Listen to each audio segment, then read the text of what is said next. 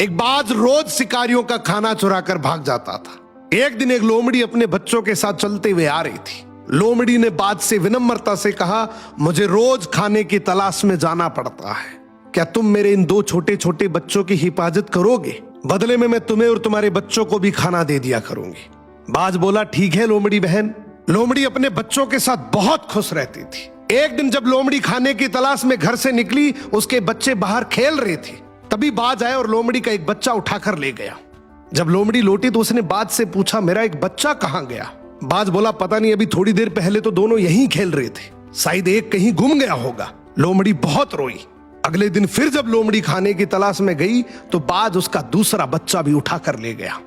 जब लोमड़ी वापस लौटी और दूसरा बच्चा भी नहीं मिला तो वो जोर जोर से रोने लगी और अब उसे यकीन हो गया कि उसके बच्चों को इस बाज ने खाए हैं। वो रोती हुई भगवान से बोली, मैंने तो इसको रक्षक बनाया था, लेकिन यही मेरे बच्चों का भक्षक बन गया। अब मैं तो इस बाज का चाहकर भी कुछ नहीं बिगाड़ सकती। इसके तो पंख है, ये तो उड़ जाएगा। तूने तो इसको पंख दिए हैं, तू इसका हिसाब कर सकता है। अब कुछ समय बाद बाज को खाने की कमी हो गई। वो फिर से जंगल में गया। शिकारियों का खाना आग से उठाकर उड़ गया।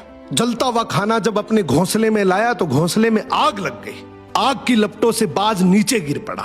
तभी लोमड़ी ने दौड़कर बाज को दबोच लिया और अपने बच्चों का बदला ले लिया। इसीलिए कहा जाता है, ऊपर वाले की लाठी में आवाज नहीं होती, कर्म फल भोगना ही पड़ेगा।